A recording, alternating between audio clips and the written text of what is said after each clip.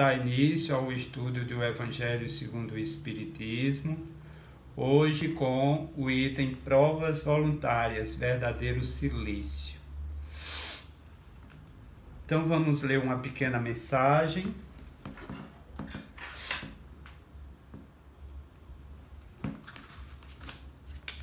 Do livro Pílulas de Esperança,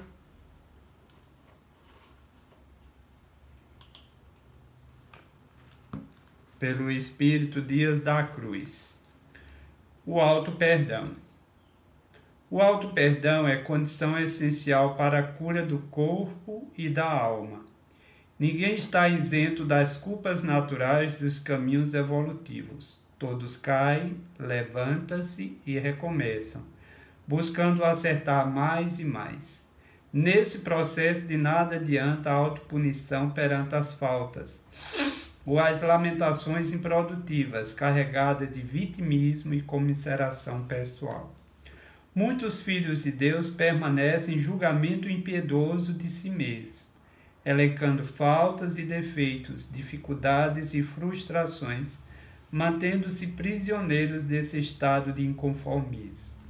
A estes, o simples fato de se julgarem culpados e assumirem a culpa lhes basta, e com isso permanecem distantes da introspecção sadia que lhes possibilitaria a libertação. De nada adianta automartirizar-se nos caminhos do progresso sem se comprometer com a reparação da falta perante o amor e a reconstrução do bem. A criatura só se liberta das algemas interiores através do auto-perdão generoso, quando se conhece falível e também humano, e acolhe com humanidade a necessidade do recomeço, buscando a reparação do mal pela afirmação do bem. Onde ontem houve a ausência,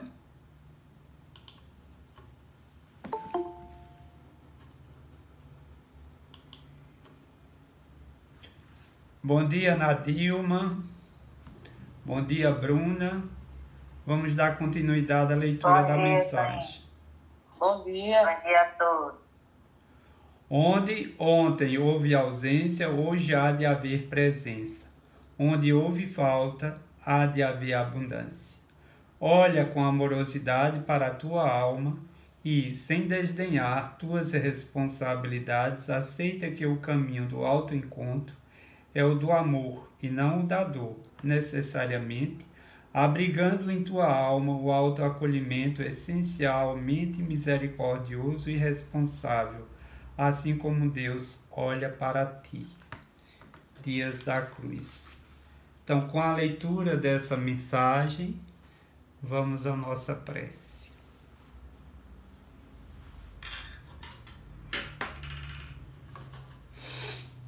Procuremos fechar os nossos olhos e elevarmos o nosso pensamento a Jesus, o Mestre e Senhor de nossas vidas. É com alegria, Senhor, que recebemos as bênçãos da oportunidade que Deus nos oferece para continuarmos aprendendo um pouco mais contigo, com o teu Evangelho, com a doutrina espírita que tu nos ofereces, para nos guiarmos pelos caminhos da vida futura, com o olhar voltado para o teu reino de luz. Leva-nos, Senhor, a acolher a nós mesmos, em nossas necessidades de saúde e de paz. Leva-nos a acolher as nossas imperfeições morais, nossas misérias, nossos limites, nossas dificuldades, procurando vincular-se a Ti, na esperança de que contigo tudo se modifica e a vida vai vislumbrando e as nossas vidas vai avançando nas experiências que o bem nos propicia a todos. Agradecidos, Senhor, estamos por esta manhã, pela presença amiga e amorosa de cada uma das irmãs e irmãos aqui presentes, que participará conosco deste momento de aprendizado com a doutrina espírita. Que tua luz, que teu amor possa permanecer hoje e por todo sempre. Bom dia. Sejam todos bem-vindos e bem-vindas para mais uma reflexão que o Evangelho nos oferece. Então vamos abrir o Evangelho no item do capítulo 5º, o item 26, se eu não me engano.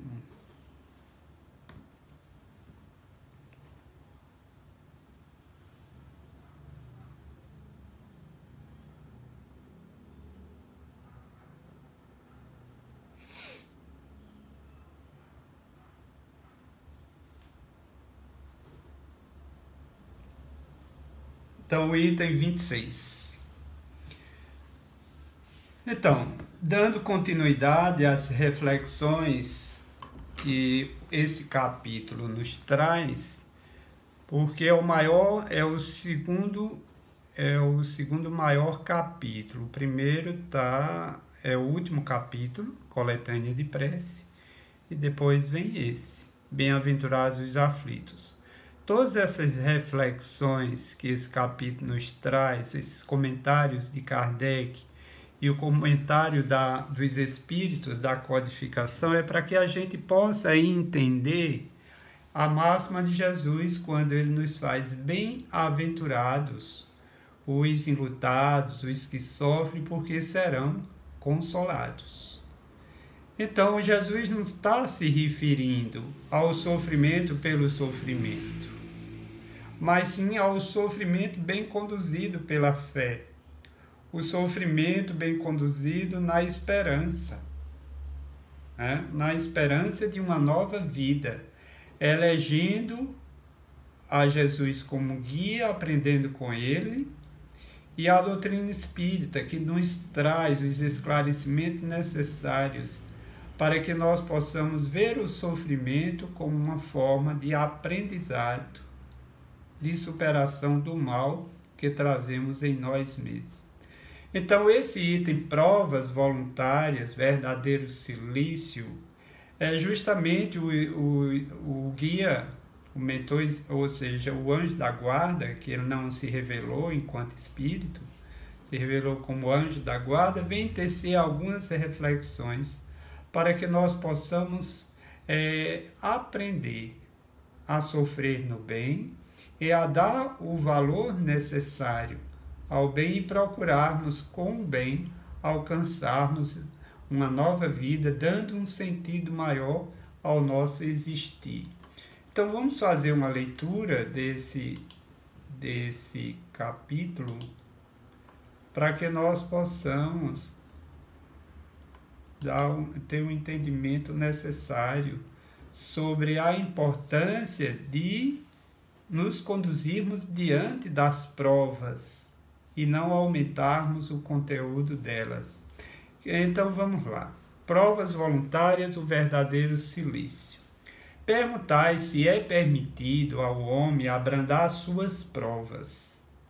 Esta questão equivale a esta outra. É permitido ao que se afoga tentar salvar-se? Aquele em quem o espinho entrou retirá-lo? Ao que está doente chamar o médico? As provas têm por fim exercitar a inteligência, tanto quanto a paciência e a resignação. Um homem pode nascer em posição penosa e difícil, justamente para ser obrigado a procurar os meios de vencer as dificuldades. O mérito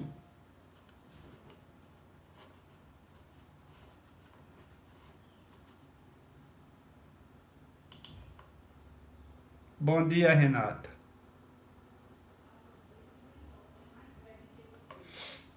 O mérito consiste em sofrer sem murmurar as consequências dos males que não se pode evitar. Bom dia, seu Toninho. Bom dia. Em preservar na luta, em não se desesperar, se não é bem sucedido. Nunca, porém, numa negligência que seria mais preguiça do que virtude. Então vamos ver aí algumas palavras-chave importantes né, desse texto, que tem como tema provas voluntárias. Ou seja, nós devemos nos vermos como espíritos em provação. A provação é uma necessidade porque devemos ter consciência de que somos inferiores, não no sentido pejorativo, mas que estamos muito abaixo dos espíritos superiores. Inferior e superior, nós devemos ver aí como aquisições morais.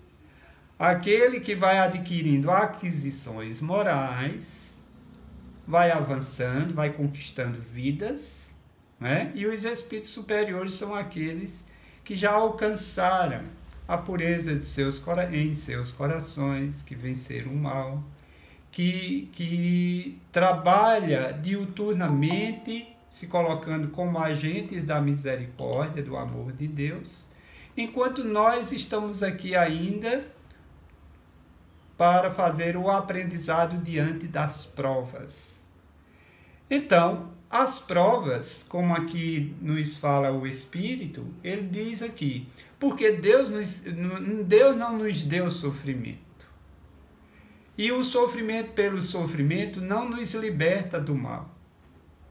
O sofrimento pela ação do bem, a pessoa sofrer e decidir, entender que o sofrimento tem como causas os males do orgulho, do egoísmo e de todos os outros sentimentos destes derivados, é que gerou em nós sofrimentos. E aqui já está mostrando teu rosto. Vai, tira! Fecha aí, por favor, o certo. Então, nós precisamos acolher os nossos sofrimentos porque é da nossa condição humana. Os sofrimentos fazem parte da lei. Todos nós, ou seja, o sofrimento enquanto espíritos em provação, ele é uma lei que está inerente a todos. Ora, porque o que a gente poderia esperar diante de um passado, de uma semeadura de rebeldia, de orgulho, de egoísmo, de avareza, de ciúme, né? Nos distanciando de Deus? O que a gente poderia esperar? Né?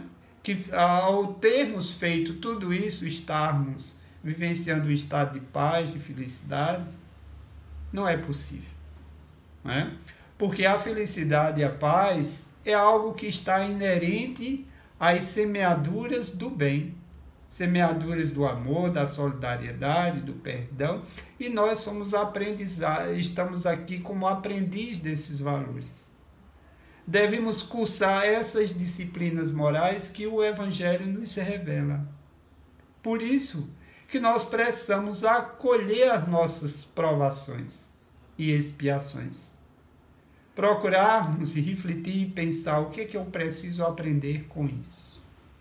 Então ele diz, perguntai se é permitido ao homem abrandar suas provas? Claro que sim.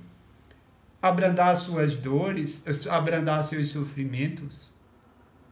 Né? Porque a prova, pela prova, o sofrimento pelo sofrimento, naturalmente não ajudaria o homem a avançar, a desenvolver as suas faculdades em potencial que nós trazemos. As faculdades físicas, intelectuais, morais e espirituais. Aí ele faz um questionamento, porque aqui nesse segundo questionamento é óbvio, quando ele diz, esta questão equivale a esta outra. É permitido ao que se afoga tentar salvar-se? Isso é óbvio. Mas não está tão óbvio com relação ao sofrimento. Porque tem muita gente que acha que conquista os céus sofrendo cada vez mais. Né? Aí é que o texto vem nos revelar que não é sofrer cada vez mais que nós vamos alcançar, né, o céu, alcançar o reino de Deus, e sim superar o sofrimento pela ação do bem, já que nós sofremos pela ação do mal.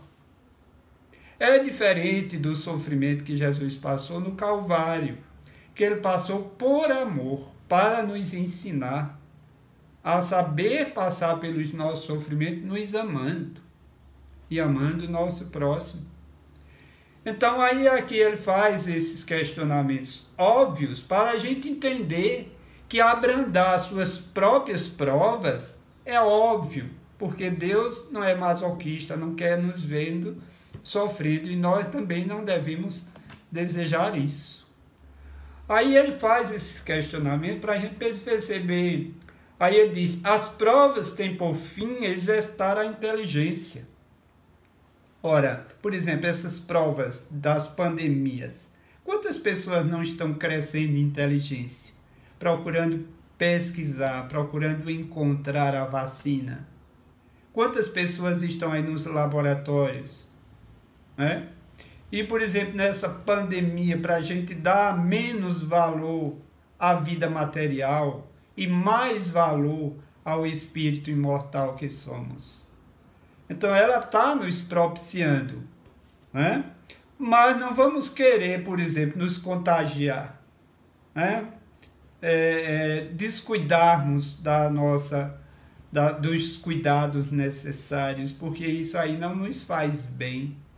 Mas se contrairmos o vírus, procurarmos buscar superá-lo, né? Buscar realmente os cuidados devidos.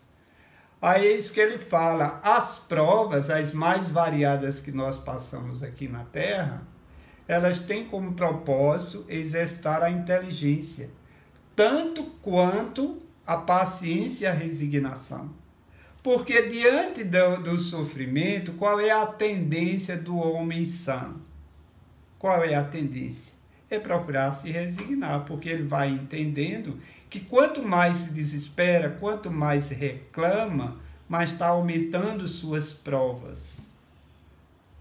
E existem as provas naturais e existem as provas voluntárias. As provas naturais são aquelas necessárias para o desenvolvimento da inteligência, para o desenvolvimento da paciência, da resignação. São as provas naturais.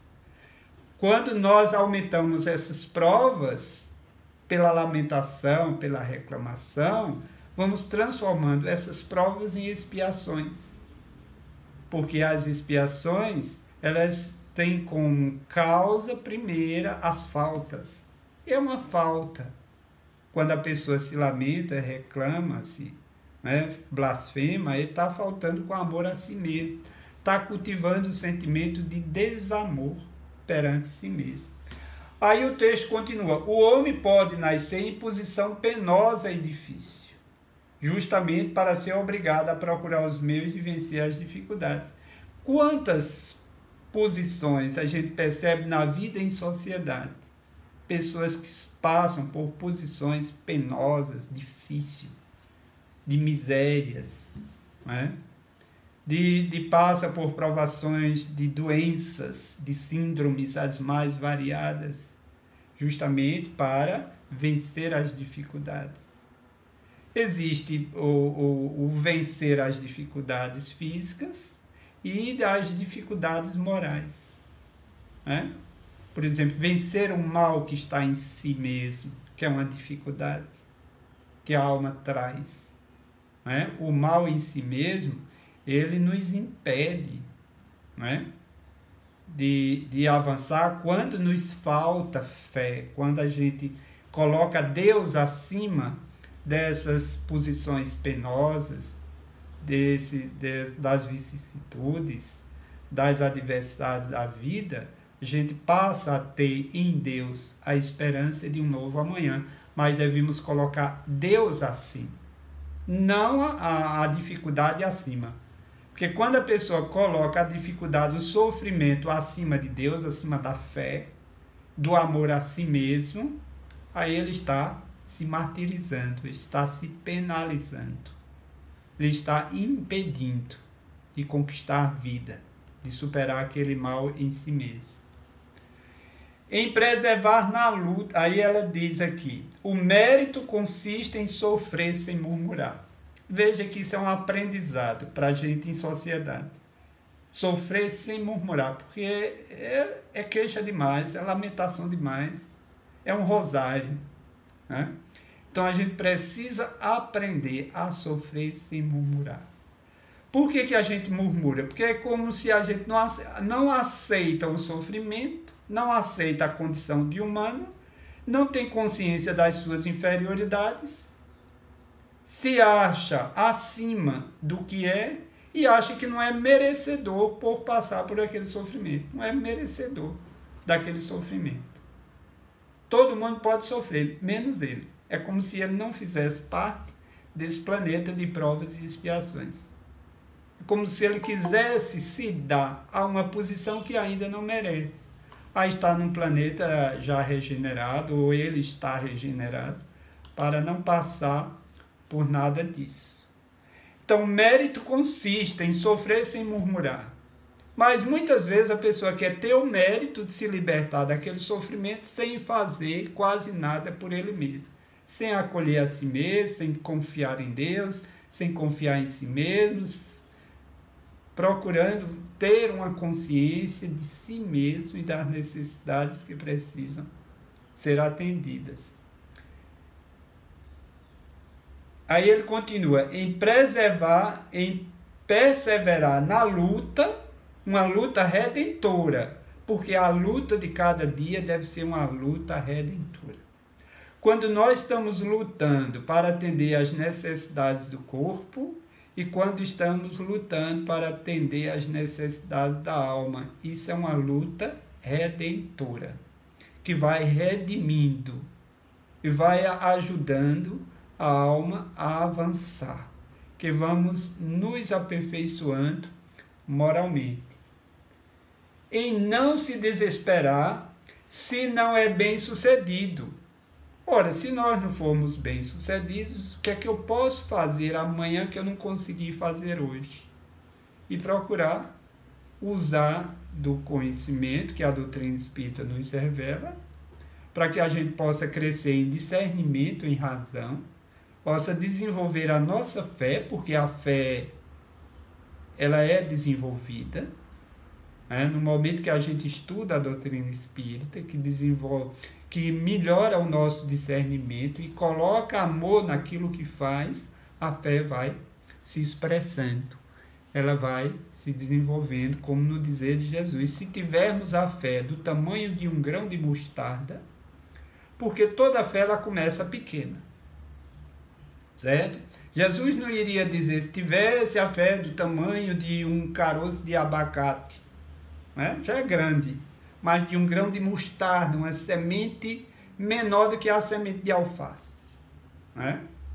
Semente, se tiveres a fé do tamanho de um grão de mostarda, dirias a este monte, transporta daqui para ali, e ele obedeceria.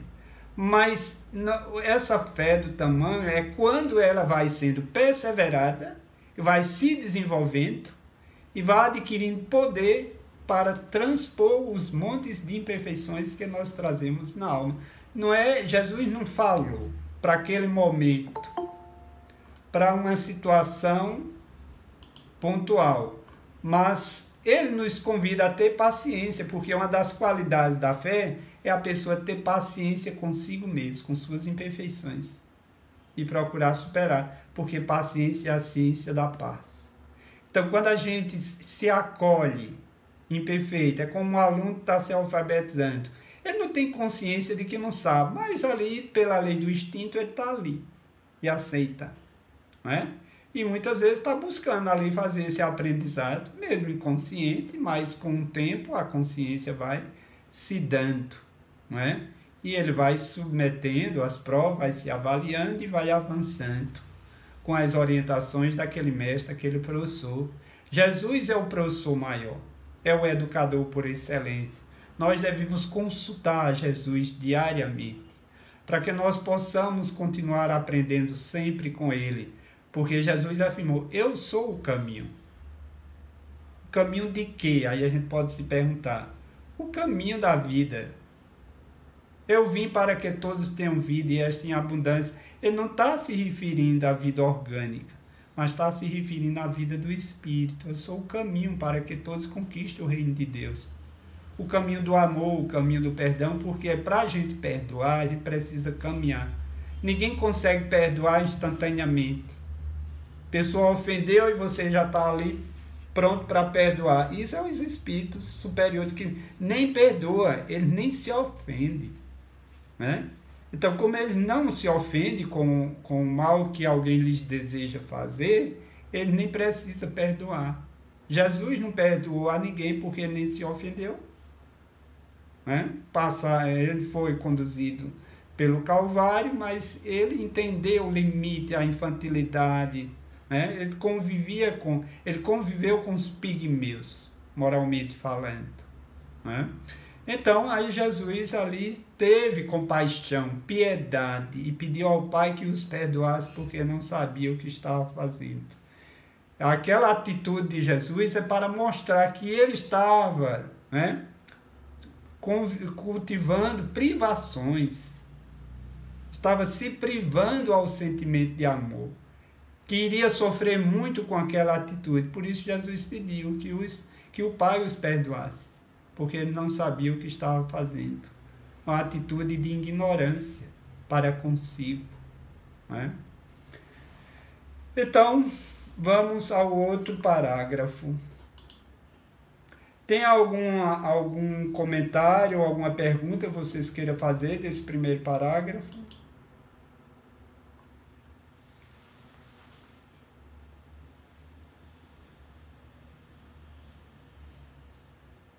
Então vamos à frente, né? Continuando a leitura.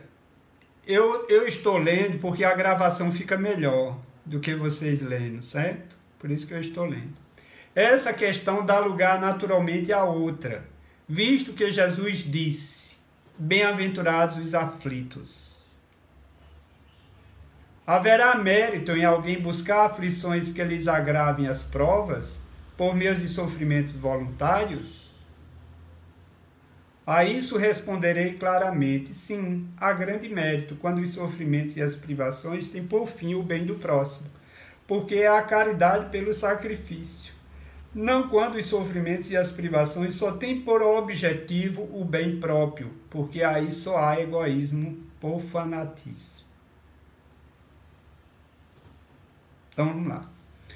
Então aí ele diz que as questões que ele fez anteriormente, né? Essa questão dá lugar naturalmente a outra. Qual foi a primeira questão anteriormente? Que ele diz: perguntai se é permitido ao homem abrandar suas próprias faltas. Aí agora ele coloca essa. Essa questão dá lugar naturalmente a outra. Visto que Jesus disse: bem-aventurados os aflitos, haverá mérito em alguém buscar aflições que lhes agravem as provas por meio de sofrimentos voluntários? Então, aí ele diz: a isso responderei claramente: sim, há grande mérito quando os sofrimentos e as privações têm por fim o bem do próximo. Vamos pegar a situação de uma mãe que tem recursos limitados.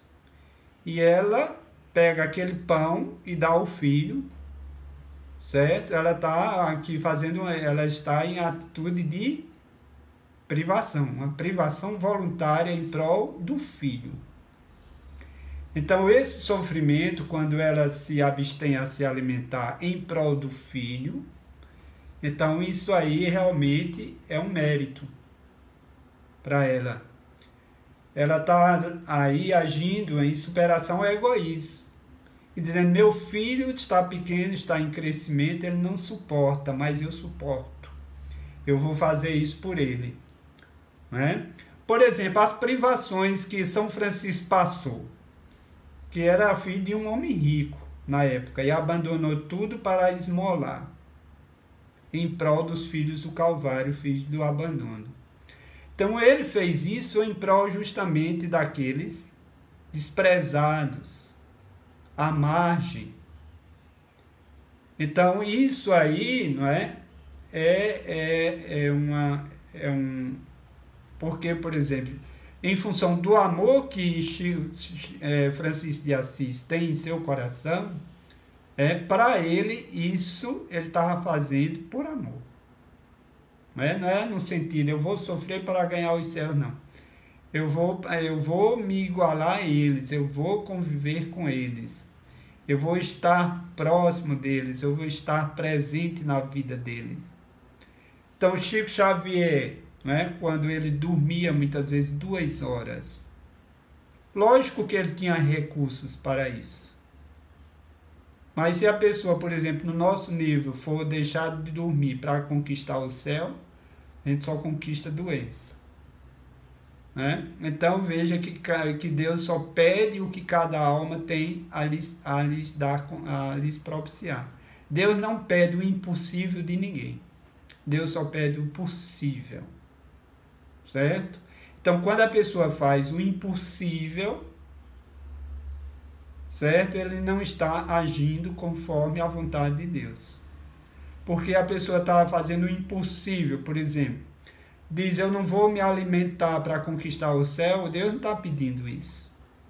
Que utilidade tem isso? A pessoa deixar de comer, jejuar, né? Os 7 dias da semana para conquistar os céus. Deus não pede isso. Deus pede que a gente cuide do corpo, dê força ao corpo, dê energia ao corpo, para que o corpo seja colocado a serviço do trabalho. Não quando os sofrimentos e as privações só têm por objetivo o bem próprio. Porque às vezes, por exemplo, quando a pessoa diz, eu vou sofrer para eu conquistar a pureza de coração, para me libertar, eu vou sofrer, mas ele está ali se distanciando da sociedade.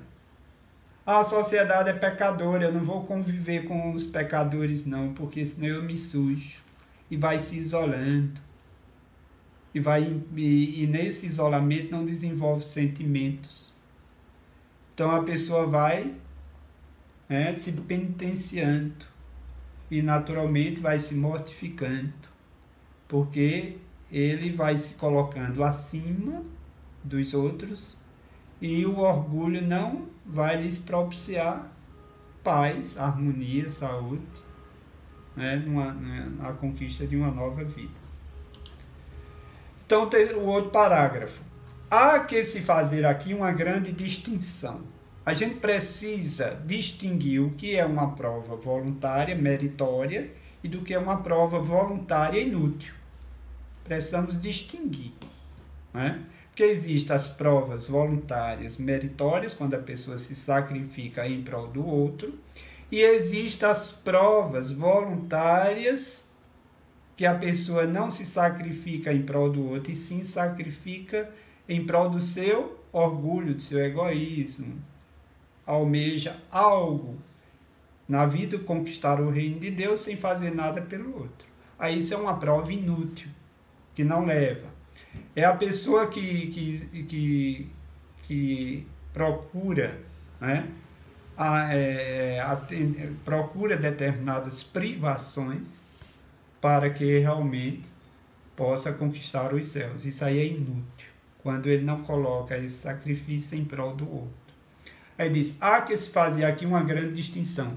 No que vos diz respeito pessoalmente, contentai-vos com as provas que Deus vos manda, e não lhes aumenteis o volume. Já de si, por vezes, tão pesado. Aceitai-a sem queixumes e com fé. Eis tudo o que ele vos pede. Não enfraqueçais o vosso corpo com privações inúteis e macerações sem objetivo, pois necessitais de todas as vossas forças para cumprirdes a vossa missão de trabalho na terra. Torturar e martirizar voluntariamente o vosso corpo é transgredir a lei de Deus, que vos dá meios de o sustentar e fortalecer. Enfraquecê-lo sem necessidade é um verdadeiro suicídio. Usai mais, não abuseis. Tal é a lei. O abuso das melhores coisas traz a sua punição, nas inevitáveis consequências que acarreta. Seja, e eu já comentei em parte nos itens anteriores, porque se repete. Ele vai colocando aqui, o Espírito, ele vai colocando situações as mais variadas para que a gente possa realmente. Mas ele diz, não aumenteis o volume de vossas provas. O que é aumentar? Por exemplo, quando as provas elas são definidas no plano espiritual com a ajuda dos tutores, dos guias. Não de forma genérica, geral para todos, mas aqueles que vão despertando, vai se conscientizando do espírito imortal que precisa avançar e evoluir, eles são bem orientados. Porque existem outros rebeldes que não querem orientação. Né? Então, aí vai aprender com as provas pela lei de causa e efeito. Não é uma coisa pensada, orientada pelos tutores. Tá ligada à lei. A pessoa vai passando por aquelas situações que está mais por espiar, as provas de expiações, do que as provas voltadas para o crescimento. Porque existem duas coisas. Aquelas que você define as provas para crescer, desenvolver inteligência, conquistar valores morais, e as expiações que também são provas, como resultado das nossas faltas passadas. Então tem muita gente aqui na Terra que passa por essas expiações provacionais para que possa acolher as expiações, porque as expiações ela começa numa falta e ela se conclui quando a alma avança nos sentimentos de amor para superar aquela falta de amor em que deu origem. Então, aí ele está falando aqui para a gente, por exemplo, quando a pessoa está diante de uma prova, que ele não venha a aumentá-la. E quando é que a gente aumenta as nossas provas? Quando não aceita. Se rebela como? A pessoa não aceita a família que tem, aí vive se lamentando, se queixando, aí se encrencando um com o outro. Aí ele está aumentando a prova. Quando a pessoa nasce doente, com as enfermidades, com a síndrome, que não aceita, que isso é a vida, eu prefiro morrer. E tem muitos que caminham por aí, pelo autocídio, pelo desamor. Então aí ele aumenta. Então isso são provas voluntárias, inúteis, quando a pessoa passa a aumentar. No lugar dele acolher as provas e buscar na resignação, submeter à vontade de Deus, perguntar o que é que Deus quer que eu aprenda com isso. E vai entendendo que essa prova é para ele superar as misérias do mal que traz em si mesmo, para se libertar dos débitos que contraiu, para pacificar a sua consciência atormentada com aquele erro passado. Então, quando ele propõe a entender, por isso que a gente precisa estudar, porque a ignorância que nos leva a essas lamentações, essas queixas, essas reclamações, essas privações inúteis. A ignorância nos leva a isso, mas aí vem a doutrina espírita, ampliar, ou seja, alargar os horizontes da vida futura, mostrando como a gente deve se conduzir para alcançar a paz que todos nós almejamos aqui na Terra. Então aí ele diz, não enfraqueçais o vosso corpo com privações inúteis, porque o corpo é animado pela alma. Quem dá vida ao corpo é o espírito imortal que somos. Então se o espírito, ele não se conduz bem, ele não se vincula a Deus, não se conecta à sua natureza essencial de filho da luz que somos, então se o espírito cultiva o mal, então essa energia má, ela é somatizada no corpo, ela diminui as forças do corpo, ela enfraquece o corpo. Então aí ele diz, não enfraqueçais o vosso corpo com privações inúteis. Porque existem pessoas que são tão avaros, tão apegados, que até para comer se priva. Se priva para não gastar o dinheiro. Ele vai para o supermercado, ele só compra as coisas, mesmo que tenha dinheiro. Tem muitos que têm dinheiro, pode comprar um produto melhor, mas diz, isso é caro. Ele está se privando. Isso é caro. Então está se privando. Aí depois gasta esse dinheiro com os vícios sociais. Muitos, ou com luxo, com avareza, com as vaidades. Isso é uma privação moral. pessoa está se privando a dar-lhes a si mesmo as condições necessárias para o exercício do bem, do trabalho, para ter mais saúde. Né? Quando a pessoa não se perdoa, está se privando da paz. Porque, ora, aqui o Evangelho está nos falando da pessoa não usar esses recursos que Deus oferece para as futilidades da vida. E sim aplicar os recursos que Deus nos oferece, os recursos morais, os recursos físicos, os recursos espirituais, para que o indivíduo possa crescer, possa avançar, oferecer ao corpo uma condição melhor.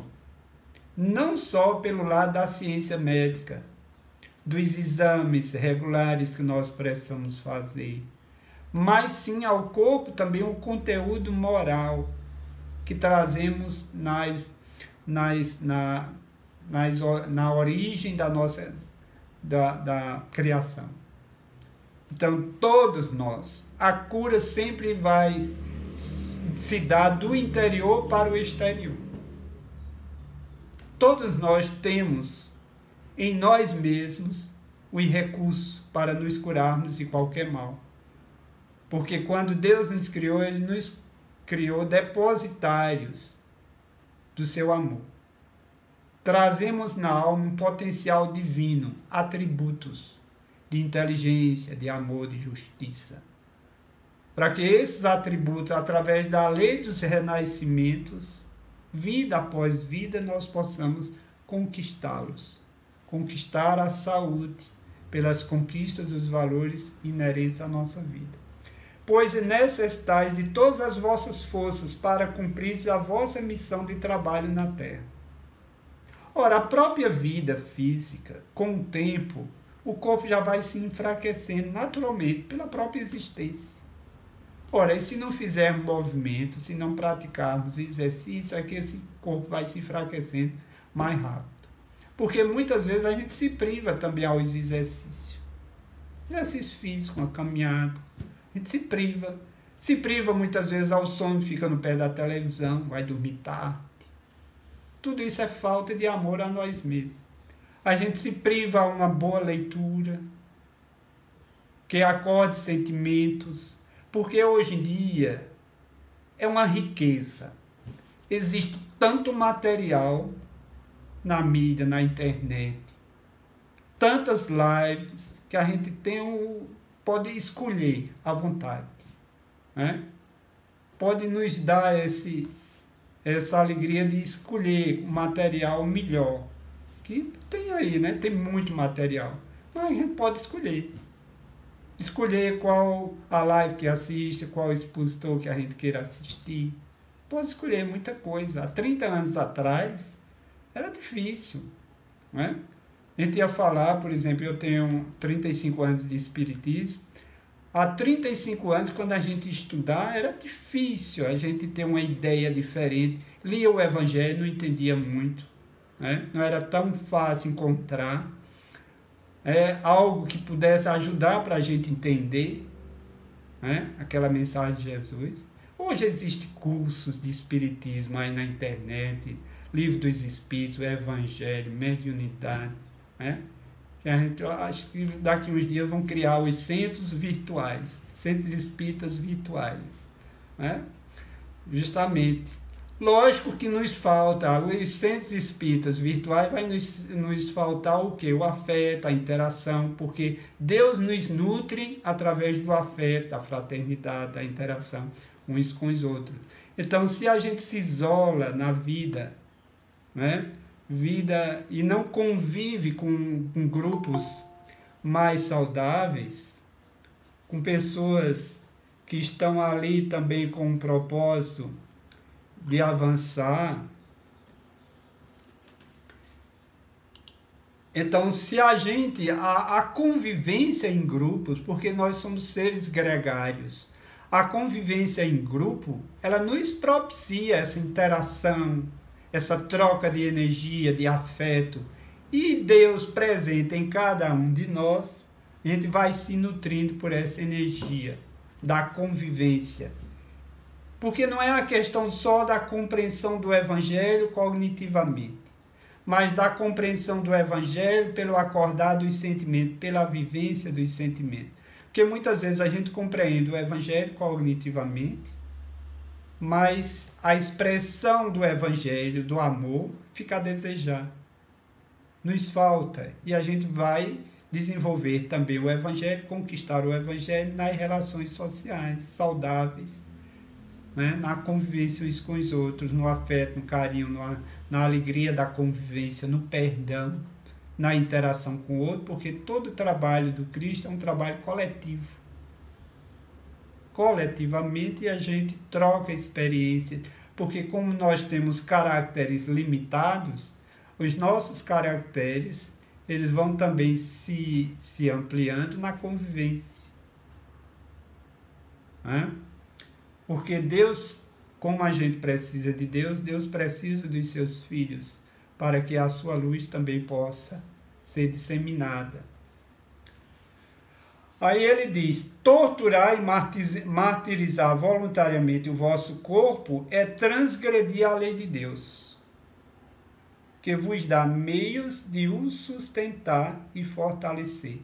Enfraquecê-lo sem necessidade é um verdadeiro suicídio. Existem os suicídios indiretos, como a gente já viu, e existem os suicídios diretos, conscientes.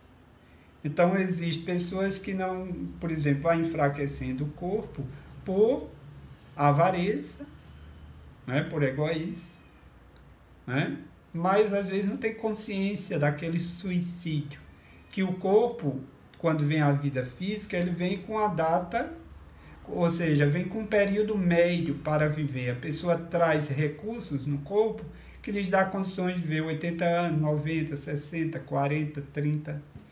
Então, se a pessoa, por exemplo, não atende às necessidades do corpo, ele está diminuindo a vida física. Né? E isso é suicídio. Indireto, consciente. Usai, mas não abusai, tal é a lei. O abuso das melhores coisas traz a sua punição. Às vezes é uma coisa boa, né? Por exemplo, o alimento não é bom, não dá vida ao corpo físico, mas se ele abusa, come demais, né? Ele passa a ser prejudicado pelo próprio alimento. Mas não abusar, tal é a lei. O abuso das melhores coisas traz a sua punição, nas inevitáveis consequências que acarreta.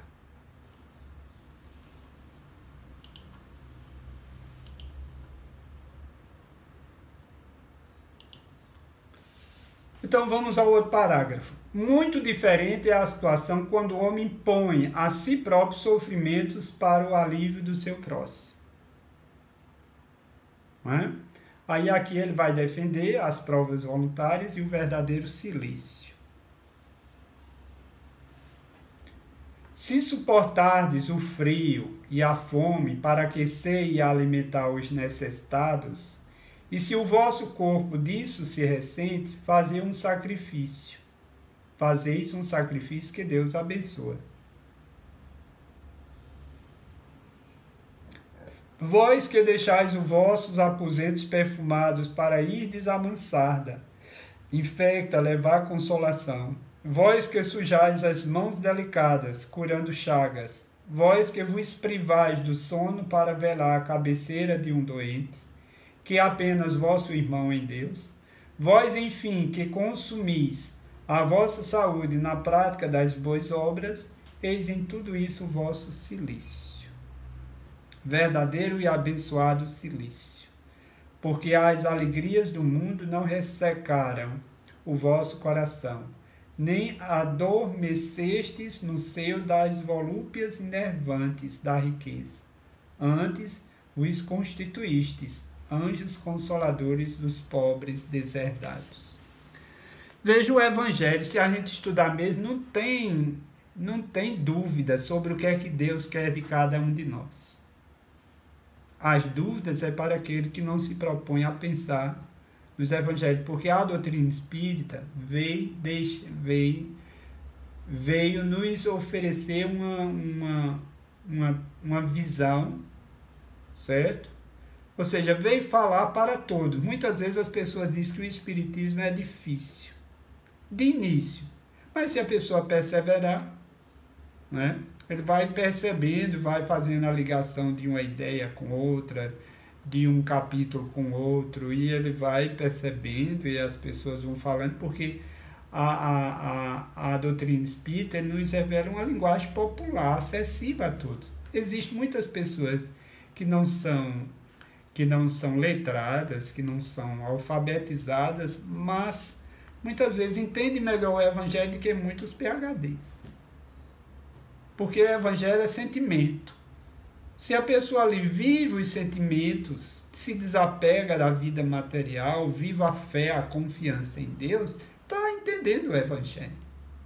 Mas tem muitos da academia que têm dificuldade, se coloca acima em função do intelecto, né, dos conhecimentos culturais que tem, coloca acima dos outros, menosprezando, se colocando acima, achando que não precisa de Deus. Então, cadê o Evangelho? Né? A pessoa tem tudo assim, mas não acolhe a mensagem de Jesus, mensagem do amor, da fraternidade, do perdão, da misericórdia. Porque o Evangelho é algo que vem de dentro para fora, da presença de Deus para o comportamento, não do comportamento para dentro, não é? Conquista do Evangelho. O Evangelho em potencial a gente já traz no íntimo do nosso ser. Quando Jesus disse, vós sois luz, ele quis dizer, vós tem o Evangelho em essência. Vós sois deuses. Então o Evangelho é do reino de Deus. Então Deus já deixou em cada um de nós o Evangelho na sua essência, a natureza. Mas nós precisamos só fazer a leitura desse Evangelho. Aí veio Jesus ajudar-nos para a gente fazer a leitura de algo que está em nós mesmos, que é fazer a leitura dos códigos divinos, que trazemos código do amor, nossa natureza. Deus nos criou para amar e ser amado, é da nossa natureza divina, essencial, em superação à natureza animal, instintiva. Então, a nossa natureza é isso. Então, essas provas voluntárias, o verdadeiro silício, é quando o homem percebe, o ser percebe, que traz em si a presença de Deus e procura vivenciá-la, procura externá-la. Por isso que ele diz, muito diferente é a situação quando o homem impõe a si próprio sofrimentos para aliviar o seu próximo. Ou seja, quando ele se priva do mal, sacrifica o mal em prol do bem. Esse é o verdadeiro silício. Não quando ele sacrifica o bem em prol do mal. Certo? Porque muitas vezes a pessoa, quando vive o egoísmo, ele está sacrificando o bem em prol do mal. Quando ele vive o orgulho, que se coloca acima, ele está sacrificando o bem da humildade em prol do mal. Então ele não está... Isso não é bom, isso é atitude de desamor. Então isso não traz resultado satisfatório, como no texto que eu li, no início, sobre o auto-perdão. Ele diz, de nada adianta auto-martirizar-se nos caminhos do progresso sem se comprometer com a reparação da falta perante o amor e a reconstrução do bem.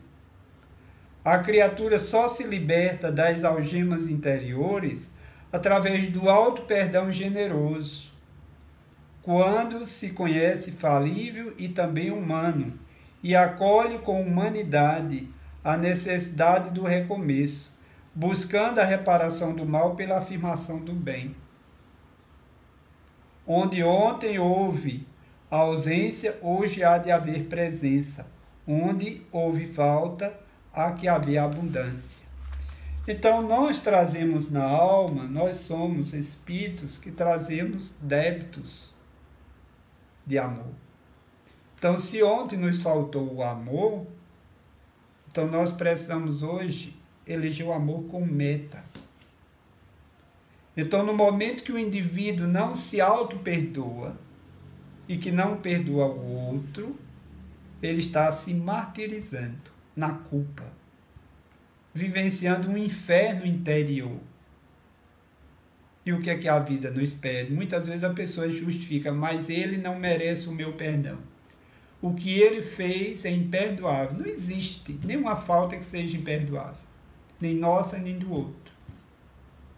Mas no momento que a pessoa viva a sua condição humana, acolhe a si mesmo, se vendo um ser imperfeito e procurando se vincular a Deus para se aperfeiçoar, aí ele está nesse eixo ego-self, ou seja, no eixo do eu-personalidade com o eu divino. Ou seja, acolhendo a sua personalidade e procurando se conectar ao divino. Porque a gente só vai para o médico se reconhecer doente. A gente só supera o mal se reconhecer uma pessoa má. Então, quando a pessoa se reconhece uma pessoa má e que está cometendo atrocidades consigo, está se encrencando com o outro, está prejudicando o outro, está tirando a sua paz, está colaborando para que o outro também perca a sua, porque a gente é muito aqui na Terra, em função da nossa condição humana, de espíritos em provas e expiações, muito vulnerável. Então, o mal de alguém atinge com facilidade o outro, porque o outro também é apegado, traz suas imperfeições. O mal nas estruturas da alma está acima do bem. Então, uma palavrinha feia, qualquer coisa que a pessoa diga, qualquer entronchamento do rosto, a pessoa já está se inquietando, já está se irritando. Então, por isso que a gente tem essa responsabilidade conosco mesmo, né? De procurar domar as nossas más inclinações e nos vincularmos a Deus, para nem nos prejudicarmos, nem acordarmos o mal que está no outro. Então, por isso que ele diz, o verdadeiro silício é aquele que o indivíduo sacrifica o mal em si mesmo, certo? Para acordar o bem que trazemos na nossa alma. Porque não existe espaço para duas coisas tão distintas. Então, para que a caridade apareça, é necessário esse ofício sacro, sacrificar o egoísmo, para que a caridade apareça. Quando a pessoa vai se conscientizando disso, ele vai se estudando, se conhecendo e se trabalhando interiormente. Por isso que a gente precisa se conscientizar de que estamos orgulhosos. No momento que a gente se conscientiza e a gente analisa como é que o orgulho funciona na minha vida, quando é que ele se expressa? Com a forma dele se expressar. E a pessoa vai estudando diariamente, pensando só no orgulho, certo? Porque do orgulho aparecem todos os outros vícios. O orgulho é o pai de muitos vícios, né? Então o egoísmo nasce do orgulho. Então, quando a pessoa, no orgulho, a pessoa se sente merecedor da atenção das pessoas, merecedor das conquistas materiais. Aí entra o egoísmo, porque o orgulho leva ele a se sentir merecedor, de se colocar acima. Eu posso explorar o outro porque eu sou mais importante que o outro. O outro é um escravo, então eu posso explorar, não tem nem vida. Então é o orgulho que leva a isso. Então, no momento que a pessoa passa a viver esse verdadeiro silício, de sacrificar a si mesmo, de sacrificar seu orgulho, né, em prol de conquistar a vida, então aí ele avança. Tá claro? Alguém quer comentar alguma coisa, quer perguntar?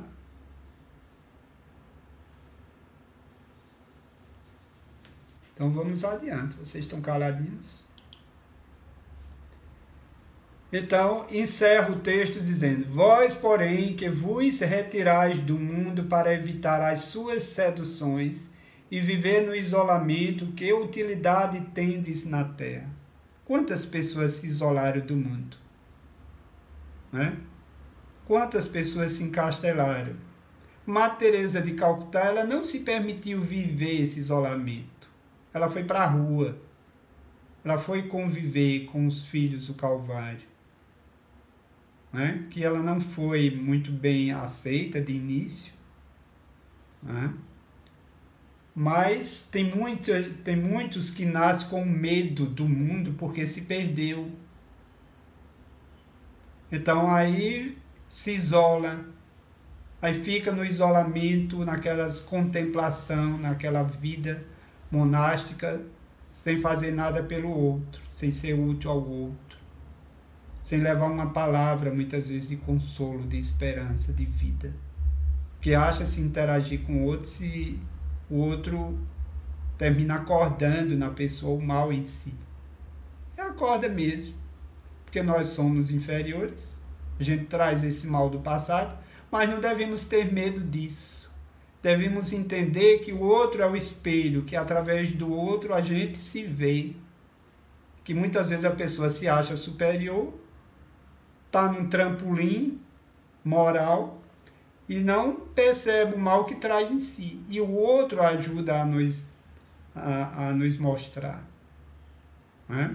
Então, o que é que acontece? A gente convive com o outro ajuda a gente se perceber orgulhoso, egoísta, e vai se perdoando, e vai perdoando o outro, e assim vai avançando. As pedras que num saco, né, vai quebrando as suas arestas na convivência. Mas se a pessoa se distancia do outro por medo, certo? Mas à medida que a gente vai se conhecendo, que trazemos essas inferioridades, a pessoa, nas suas preces matinais, ela vai se preparando. Hoje eu vou conviver com fulano, não é nada bom, mas eu vou me preparar, né? Eu vou me preparar para acordar no outro o que o outro tem de bom. Porque Joana de Anjos diz que as pessoas inteligentes na Terra acordam o que o outro tem de bom, porque a gente também tem, né? A luz e tem a sombra. Mas se a gente acorda a luz, tratando bem, convivendo, sabendo o limite do outro, das dificuldades, convivendo com as diferenças, procurando superar preconceitos. E assim a pessoa vai tirando o que o outro tem de bom. E vai tirando também em si. Se a gente acorda o que o outro tem de bom, porque a gente também está acordando em nós o que nós temos de bom. Aí ele diz: se quereis um cilício, aplicai-o às vossas almas, e não aos vossos corpos. Mortificai o vosso espírito, e não a vossa carne. Fustigai o vosso orgulho, recebeis sem murmurar as humilhações. Afligi o vosso amor próprio, enrijecei-vos contra a dor da injúria e da calúnia, mais pungente do que a dor física. Eis o verdadeiro cilício, cujas feridas vos serão contadas, porque atestarão a vossa coragem, a vossa submissão à vontade de Deus. Um anjo da guarda. Então vamos ver aqui, para a gente entender melhor. Então, em função desse texto, ele nos fala de privação, certo? Privação voluntária, mortificação e cilício. No livro dos Espíritos, essas privações voluntárias, eles colocam como privação, ou seja, as provas voluntárias, eles colocam como privação. Privação, ato ou efeito de privar, perda de um bem, de uma vantagem, privação de direitos políticos, falta das coisas necessárias, passar grandes privações, carência do que é necessário à vida. Então, muitas vezes a pessoa se priva do sono, mas coloca esse sono, essa privação, ao serviço do próximo. Porque os valores morais, eles estão acima dos valores vitais. Quando a pessoa coloca os valores vitais acima dos valores vitais e valores materiais, isso é uma privação voluntária meritória. Mas quando a pessoa coloca os valores materiais acima dos valores morais, aí isso é uma privação inútil. Tá claro? Né? Porque, por exemplo, é uma compensação. Deus, por exemplo, se você tá tirando do seu sono, mas está colaborando com alguém que precisa, Porque muitas vezes essas privações voluntárias, você se sacrifica, muitas vezes para evitar que uma pessoa cometa um suicídio. Porque quando a pessoa está numa crise suicida, em ideações suicidas, se ele não for bem acompanhado, se não tiver pessoas que dê a si mesmo a essas privações, porque muitas vezes as pessoas com ideações suicidas ligam para você 2 horas da manhã, 3 horas, né? Diz, eu estou já aqui com a corda, já cometendo aqui um ato, com a corda na mão, aí você vai ouvir. Então essa privação voluntária em prol do bem, você leva uma palavra de conforto, ela é meritória. Porque acorda sentimentos, valores, leva a pessoa a superar o egoísmo, a preguiça. Mas está tão bom a cama, eu vou me levantar essa hora, vou nada. Né? Então isso é uma privação meritória. Mas quando a pessoa, né, procura, por exemplo, aí aqui tem mortificação, a ação de mortificar a si mesmo ou alguém, dor, aflição, penitência, aflição, desgosto, sofrimento, tormento, mortificação da carne, a penitência aos que os cristãos se entregavam para amortecer as paixões. Essa mortificação da carne é inútil. Né? Que as pessoas se entregavam, chicoteavam a si mesmo, lapidavam, né? Sangrava, como quisesse mortificar o corpo para superar aquela consciência de culpa que o indivíduo traz em si mesmo. Ninguém supera a consciência do corpo se flagelando. A culpa, o remorso, só se supera pela ação do bem. Mortificando o mal é que ele vai se colocando a serviço do amor, a serviço do bem, né? Ele vai justamente alcançando uma vida melhor.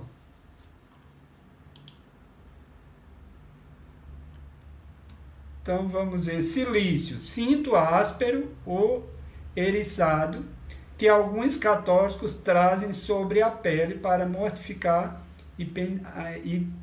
para mortificação e penitência. Então é esse cinto, cheios de pontiagudo, né? Que a pessoa aperta, né? Quanto mais ele aperta, ele acha que está superando remorso, superando culpas. Né? Isso é um silício inútil, porque o que Deus quer é o bem, é a pessoa ser útil, é fazer alguma coisa pelo outro, acolher sua condição humana. Se errou, acolha sua condição. Não procurar fugir dela. O indivíduo aí, nesse silício, ele está fugindo de si mesmo. Ele não está acolhendo a sua condição humana. Então, se ele não acolhe a sua condição humana, como vai superar? Ele está fugindo de si mesmo. Então, vamos a algumas questões do Livro dos Espíritos.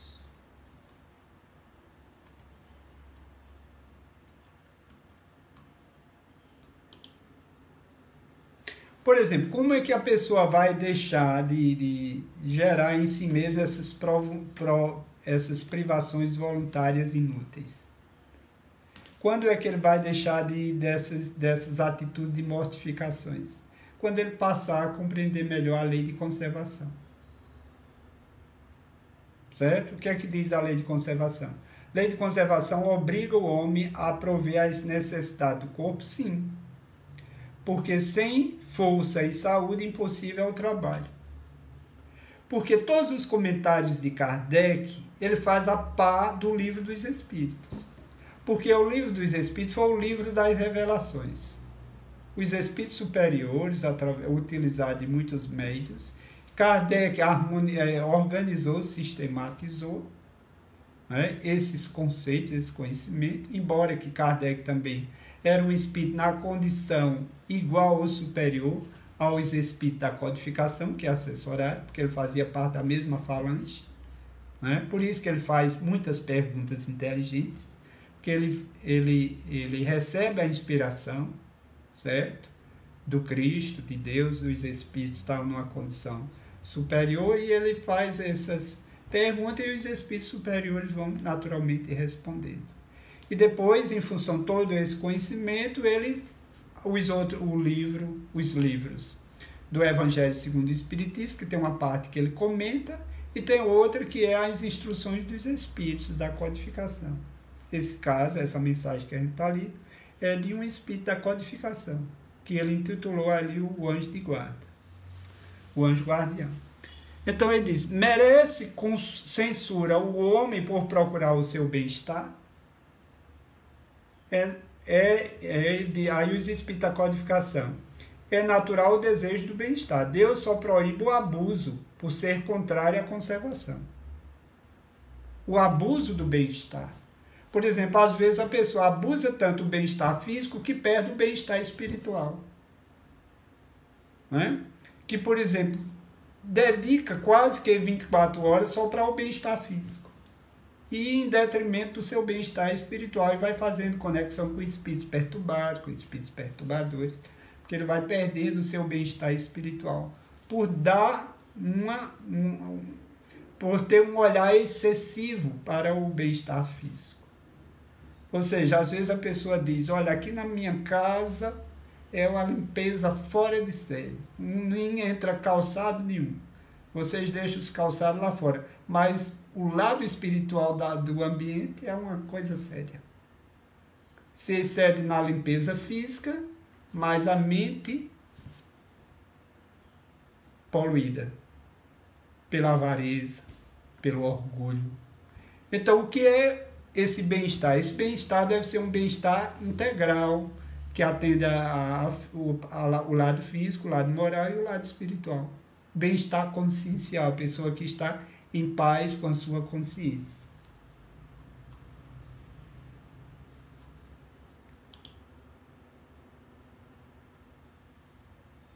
Aí ele diz, é meritório de qualquer ponto de vista a vida de mortificações ascéticas, que desde as mais remotas antiguidades teve praticantes no seio de diversos povos. Vamos procurar ver aqui o que significa essa filosofia de vida. Deixa eu ver se eu tenho aqui.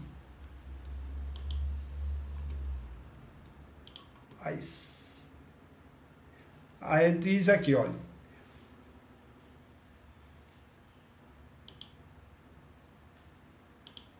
O ascetismo é uma doutrina filosófica que defende a abstenção dos prazeres físicos e psicológicos, acreditando ser o caminho para atingir a perfeição e equilíbrio moral e espiritual. Para os ascetas, praticantes do ascetismo, o corpo físico é fonte de grandes males, sendo inútil em termos espirituais, e renegam a todos os desejos carnais ou mundanos. Por essa razão é comum do ascetismo a prática da penitência física, como flagelações, dietas rigorosas, frequentes jejuns. Os prazeres carnais, ou seja, que são naturais dos seres humanos, seriam considerados pecaminosos e deveriam ser abnegados. Então, os adeptos do ascetismo, dessa filosofia de vida, eles procuram, né? Eles procuram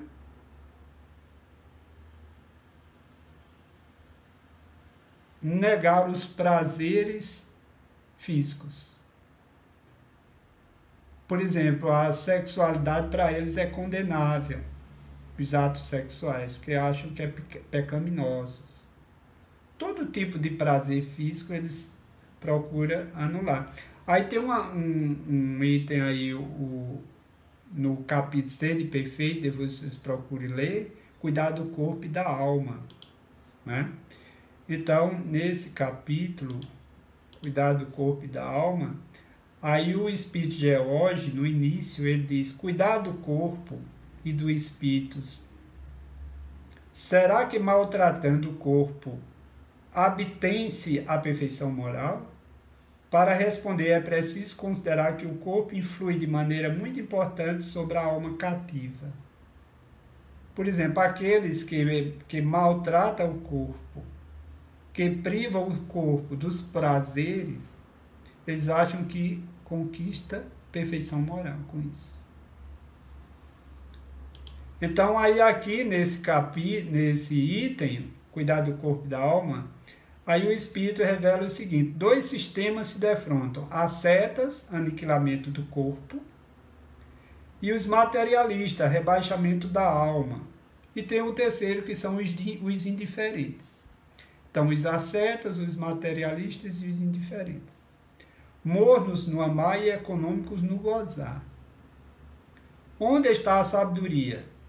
A ciência de viver. Em parte alguma, o Espiritismo demonstra a relação existente entre o corpo e a alma e a importância de cuidar de ambos. Ou seja, precisamos cuidar do corpo como um violonista que cuida do seu violão. Sem o seu violão, ele não expressa, não externa a arte, por mais que ele seja um exímio violonista. Do mesmo jeito, quem não cuida do corpo está impedindo que o espírito, com suas potencialidades, com sua inteligência, com seus sentimentos, se expresse. Porque o corpo é um agente físico para que a alma possa atuar aqui no corpo físico. É alguém que mergulha no oceano e não cuida do seu escafandro. Ele precisa cuidar do seu escafandro para ter oxigênio. Senão, ele morre. Então, aí aqui fala desses sistemas, né? Por exemplo, os ascetas, eles aniquilam o corpo, os materialistas rebaixam a alma, vive a vida como se fosse única, coloca-se a serviço dos prazeres, a vida hedonista. Se a gente só tem essa vida, então vamos viver os prazeres da vida física. E inibe, se priva, os materialistas se priva dos valores morais, dos prazeres morais, da felicidade mais estável. Porque existe a felicidade inútil, enganosa, que é a felicidade do mundo. Mas essa felicidade passa porque ela não é real. É irreal. Porque quando, com a morte do corpo, o indivíduo vai se deparar justamente com um grande vazio que a alma traz por ter se dedicado só aos valores materiais. Então, aí o espírito George, que é o autor dessa mensagem, ele diz: o dos ascetas que desejam abater o corpo e dos materialistas que querem diminuir a alma, tornando o corpo a realidade única, a mais importante, considera ambos violência insensatas, tanto a dos materialistas como a dos ascetas. Uma violência insensata. Ao lado desses dois pulula o número dos indiferentes. Onde está a sabedoria? Onde está a vivência do viver? Então, os materialistas buscam viver os prazeres do corpo por não acreditar na imortalidade. Eu já falei.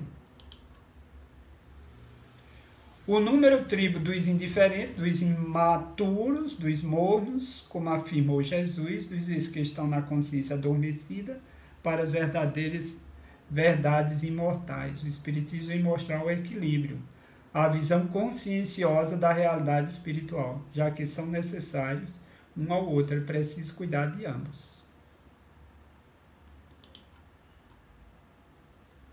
Então, a doutrina espírita leva-nos a nos vermos, a termos consciência de que o corpo deve ser o templo da alma, que o corpo é sagrado e deve ser visto de forma sagrada, que devemos usar o corpo para os prazeres elevados, para os prazeres sublimes, ou seja, colocar o sexo a serviço de Deus, colocar o sexo a serviço da disciplina, da fidelidade, do amor, do respeito, da continuação da espécie. Né? Dessa forma, vai equilibrando, né? Ao corpo, as funções do corpo, os prazeres físicos com os prazeres da alma, com os prazeres morais. Então, André Luiz diz: sublime santuário, o corpo físico é um sublime santuário, é uma das super maravilhas da obra divina. Por isso que no nosso lar existem aqueles projetos dos corpos que os espíritos devem ter para ajudar no seu crescimento espiritual. A bênção de um corpo, ainda que mutilado ou disforme, na Terra é como uma preciosa oportunidade de aperfeiçoamento espiritual. Ou seja, mesmo que o corpo venha mutilado, com síndromes, com limites, com paralisias, proveniente às vezes de suicídios em vidas pregressas, mas o corpo, mesmo com esse bem mutilado, mas é uma terapia libertadora dos seus débitos passados. Ele deve ser cuidado, deve ser amado. Por isso que ele diz: bênção de um corpo, ainda que mutilado, disforme na terra, como uma preciosa oportunidade de aperfeiçoamento espiritual. E os pais devem também olhar para os seus filhos. Caso tenha alguns filhos que traz essas mutilações, que traz esses disformes, essas síndromes, Down, por exemplo, deve justamente perceber isso, que aquilo é uma oportunidade que o espírito está tendo de sarar suas feridas morais. A reencarnação é uma terapia sem igual, para que através da reencarnação a alma possa ir se curando.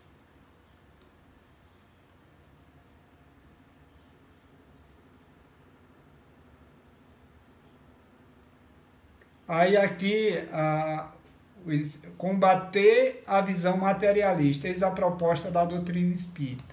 O que podemos entender por cuidar do corpo, então? Estamos cuidando da nossa alimentação, exercícios físicos, estamos caminhando, praticando atividades físicas, vamos ao médico, a nossa resistência em buscar verificar nossa saúde, nada de exageros. Existem os fatores predisponentes, que são os genéticos, fatores desencadeantes, são as atitudes e a maneira como enfrentamos a vida. Joana de Ângeles. Então, a maneira como a gente enfrenta a vida quando olha para o corpo, muitas vezes nesses exageros da estética do corpo, às vezes está ali o indivíduo em atitude de desamor perante si mesmo. Qualquer defeitozinho que ele acha que o corpo tem, sofre com isso, e fica se comparando com outros, tudo isso é danos para a alma, porque como há uma ligação muito estreita entre alma e corpo. Então o que acontece com o corpo atinge a alma, o que acontece na alma atinge o corpo. Por que isso se dá? Porque nós ainda temos uma identificação muito grande com o plano material, em função do nosso espírito, provas e expiações, predominância do mal que a gente traz ainda em relação ao bem. Para os espíritos como São Francisco de Assis, não é diferente o olhar dele, porque ele estava ali, não é, fazendo isso, um sacrifício tamanho em prol dos filhos do Calvário, e ele, como diz Joana de Ângeles, depois de Jesus, é São Francisco de Assis que mais se aproximou.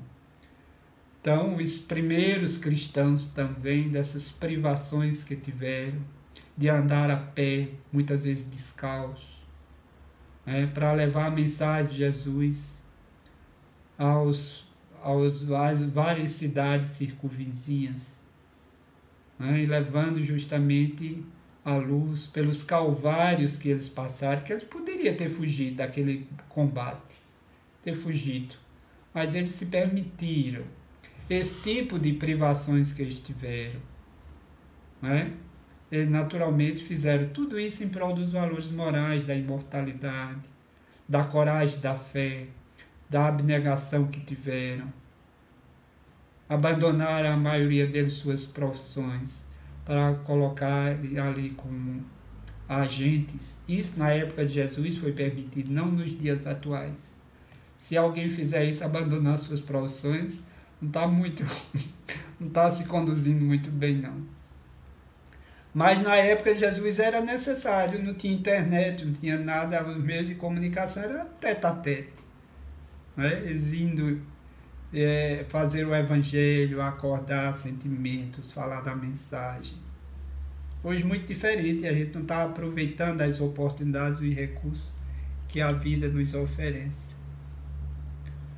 Aí aqui, como podemos entender por cuidar do corpo? Dr. Joaquim Murtinho, mensagem psicografada por Chico Xavier, ele diz: quando a nossa alma se encontra tranquila, o veículo que lhes obedece está tranquilo. A mente aflita despende raios e energias desordenadas, que se precipitam sobre os órgãos à guisa de dardos de consequências deploráveis para as funções orgânicas. Então veja a necessidade da gente cuidar da mente para cuidar do corpo. Porque a mente aflita desarmoniza, desequilibra todo o sistema celular. As origens dos cânceres se origina na mente desordenada também, que desorganiza as células, porque é a mente do espírito que comanda as células do corpo. Então aí ele fala sobre essa necessidade da gente se conduzir.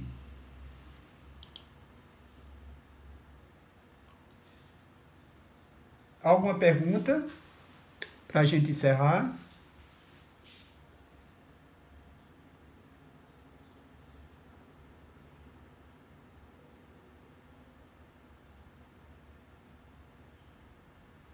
Então é isso que a gente deve se perguntar: para que a doutrina espírita veio?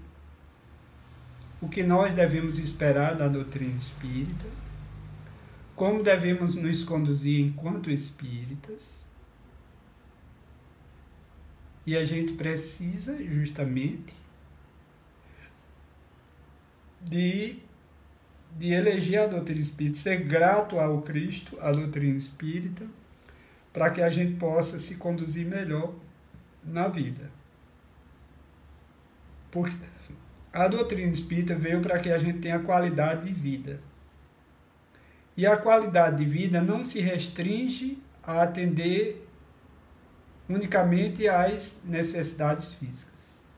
Qualidade de vida se dá de forma integral. Atender às necessidades da alma, de paz, de felicidade, procurando se aperfeiçoar a cada dia, acolher o passado, que é solidário com o presente, as consequências, com resignação, com fé no futuro, com esperança, do verbo esperançar, que é diferente de esperar. Não é?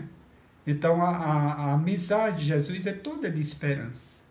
Quando ele diz: bem-aventurados os aflitos, porque serão consolados, o indivíduo deve cultivar aí a esperança na fé que cultiva, no perdão que oferece a si ao outro, no amor que dá ao outro. Nesse sentido, isso é qualidade de vida. Então, no momento que a gente procura buscar isso, a gente está aprendendo a sofrer no bem, a sofrer com Deus, sofrer com resignação e procurando utilizar os recursos de Deus em prol da vida. Então, no momento que a gente possa aproveitar até o tempo da existência, porque muitas vezes a gente se priva a usar bem o tempo, usa o tempo de forma... Porque o tempo aqui no plano físico é muito curto, que é 30 anos, 40, 80 anos. Para um aprendizado, em prol de um aprendizado que a gente precisa nos dar, para conquistar corpos mais saudáveis no futuro. Porque se a gente acolhe, cuida do corpo, cuidando da alma, nós vamos usufruir de um corpo mais saudável nas próximas existências. Então, tudo o destino nosso está entregue a nós mesmos. Nós somos responsáveis pela nossa vida. A cura se dá do interior para o exterior. Do mesmo jeito que nós nos tornamos espíritos doentes, pela forma como nos conduzimos, nós mesmos devemos, na relação com Deus, nos tornarmos espíritos mais saudáveis. Não existe uma cura de fora para dentro. A cura de fora para dentro só é a nível de corpo, e muito passageiro, porque ninguém morre saudável. Por mais que a medicina esteja ali, para nos ajudarmos, mas chega um momento que o indivíduo sai da vida porque o corpo não é imortal, tem seu tempo de validade, né?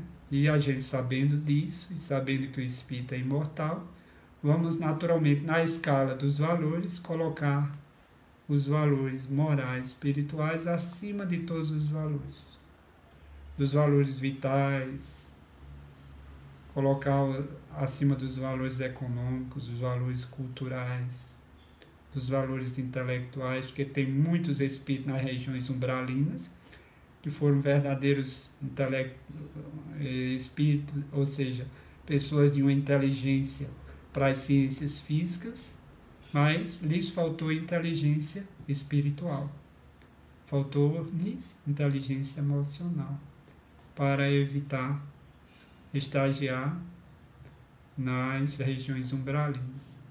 Então fica para todos nós essa mensagem que a doutrina espírita vem nos revelar, e que Jesus, quando ele se colocou como o caminho da verdade e da vida, para que a gente possa conhecer a verdade que a doutrina espírita nos revela,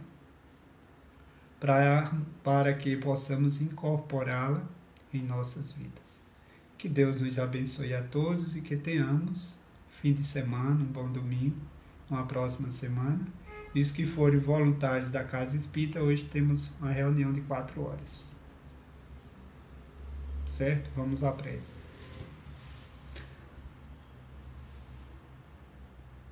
Senhor de misericórdia infinita, estrela guia de primeira grandeza, que vens trabalhando incansavelmente, se fazendo presente às nossas vidas, pela presença dos guias, dos tutores, dos espíritos simpáticos ao bem, de espíritos familiares, por terem avançado, vem nos ajudarmos a todos a avançar também na vida. Que possamos aproveitar esse tempo, esse momento, de vida que temos aqui na Terra, para conquistar os valores que enobrecem, para acolher o ontem e nos vincularmos no presente a Deus, procurando permitir que o divino sobreponha os males que trazemos, as doenças que temos, para que possamos buscar a cura da alma com a melhora da saúde do corpo. Envolve, Senhor, a todos nós, que possamos estar abertos e receptivos para nos tornarmos bem-aventurados, acolhendo as Tuas lições e fazendo do sofrimento um meio de aprendizado, de crescimento, de busca dos valores morais e espirituais que no passado nos negamos. Abençoa cada lar aqui representado, que todos possam se sentirem imersos no oceano de luz, de misericórdia, recebendo mediunicamente as inspirações de amor que lhes chega à mente pela presença dos Espíritos, que se alegram com as conquistas, com o aprendizado que estamos fazendo contigo, Senhor. E que Tua luz permaneça hoje e sempre com cada um de nós. Se conosco hoje e sempre. Que assim seja.